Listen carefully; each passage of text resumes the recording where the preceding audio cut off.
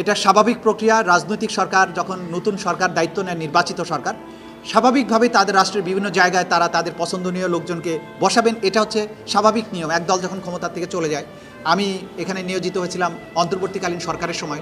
এখন নতুন সরকার এসছেন, তারা তাদের পছন্দের লোককে, তাদের কাজের সুবিধা, তাদের নিজস্ব পরিকল্পনা আছে, তারা নিশ্চয়ই সেই অনুযায়ী এখানে বসিয়েছেন। আমার পক্ষ থেকে তাদের জন্য সর্বাত্মক শুভকামনা থাকলো, সহযোগিতা থাকবে, পরামর্শ। জুলাই আগস্টের বিপ্লবের পরবর্তী সময়ে নতুন অন্তর্বর্তীকালীন সরকার যখন দায়িত্ব নিয়েছিলেন, সেই সময়ে বাংলাদেশের প্রায়োরিটি ছিল যে সদ্য ঘটে যাওয়া যে গণহত্যা বাংলাদেশের মাটিতে হয়েছিল, আমাদের তরুণ ছাত্র জনতা জীবন দিয়ে বাংলাদেশের একটা স্বৈর শাসনের অবসান ঘটিয়েছিলেন।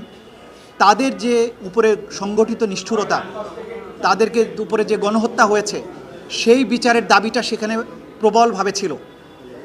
ডক্টর ইউনূসের নেতৃত্বে অন্তর্বর্তীকালীন সরকার যখন দায়িত্ব নেন, তখন অন্তর্বর্তীকালীন সরকারের দুটো প্রায়োরিটির মধ্যে একটা ছিল এই জুলাই আগস্টে সংগঠিত হত্যাকাণ্ডের বিচার এবং রাষ্ট্রের বিভিন্ন জায়গায় রিফর্ম।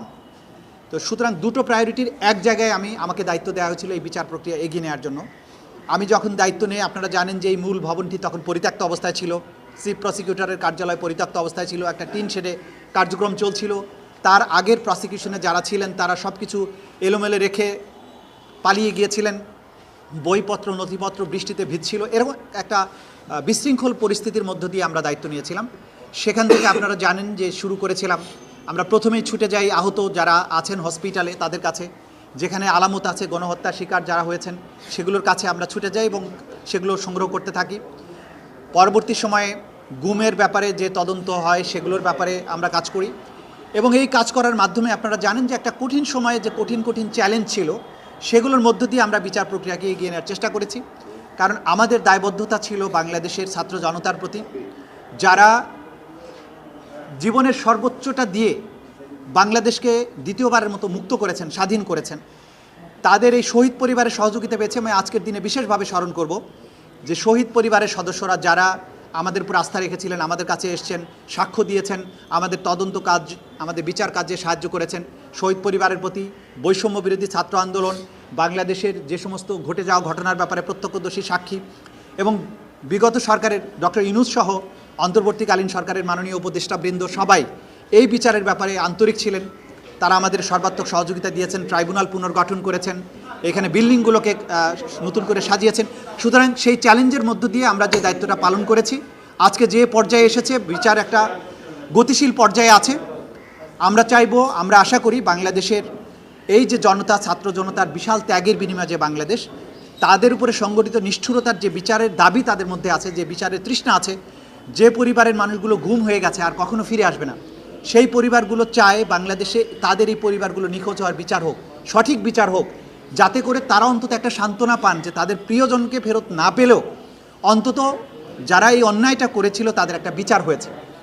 সেই বিচারের যে তৃষ্ণা, সেইটার থেকে আমি মনে করি যে ইনশাল্লাহ নতুন যারা দায়িত্বে আসছেন, যিনি দায়িত্বে আসছেন, তিনি এই বিষয়গুলো মাথায় রেখে বাংলাদেশের এই মানুষগুলোর প্রতি, এই নির্যাতিত বেদনাহত যে মানুষগুলো, তাদের প্রতি সুবিচার করার স্বার্থে এই বিচার প্রক্রিয়া অব্যাহতভাবে সামনে অগ্রসর হবে।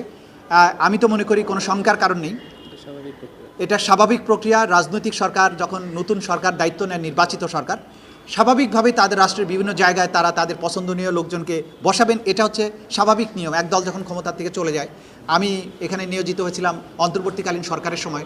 এখন নতুন সরকার এসছেন, তারা তাদের পছন্দের লোককে, তাদের কাজের সুবিধা, তাদের নিজস্ব পরিকল্পনা আছে, তারা নিশ্চয়ই সেই অনুযায়ী এখানে বসিয়েছেন। আমার পক্ষ থেকে তাদের জন্য সর্বাত্মক শুভকামনা থাকলো, সহযোগিতা থাকবে, পরামর্শ দরকার হলে আমি দেব। এবং আমি একজন সাধারণ নাগরিক হিসেবে চাইব যে বিচার প্রক্রিয়া এখানে চলমান আছে সেটার জন্য অবশ্যই অব্যাহত থাকে, বাংলাদেশে এই অপরাধগুলো পুনরায় আর কখনো সংগঠিত হতে না পারে। এটাই মোটামুটি এখনকার প্রতিক্রিয়া আমার জন্য। আপনারা সবাই ভালো থাকবেন। মিডিয়ার বন্ধুদের প্রতি আমার বিশেষ কৃতজ্ঞতা, কারণ আপনারা গত 1.5 বছরে এই ট্রাইব্যুনালকে যেভাবে সাহায্য করেছেন, যেভাবে ফোকাসড করেছেন, আমাদের বিচারের প্রয়োজনীয়তাগুলো আমাদের মিডিয়ার এই বিচারকে সফল করা অপূর্ণাঙ্গ হতো, সম্ভব হতো না, কঠিন হতো।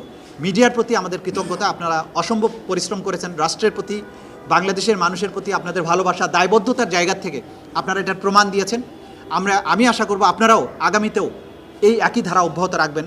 বাংলাদেশটা আবার সবার হোক। বাংলাদেশে বিচারের পরে এমন একটা পরিবেশ হোক যে অপরাধগুলোর বিচার আজকে এখানে হচ্ছে, এই একই ধরনের অপরাধ বাংলাদেশে আর ফিরে না আসুক, কারণ আমরা আর ওই ধরনের অপরাধকে আর অ্যাফোর্ড করতে পারবো না।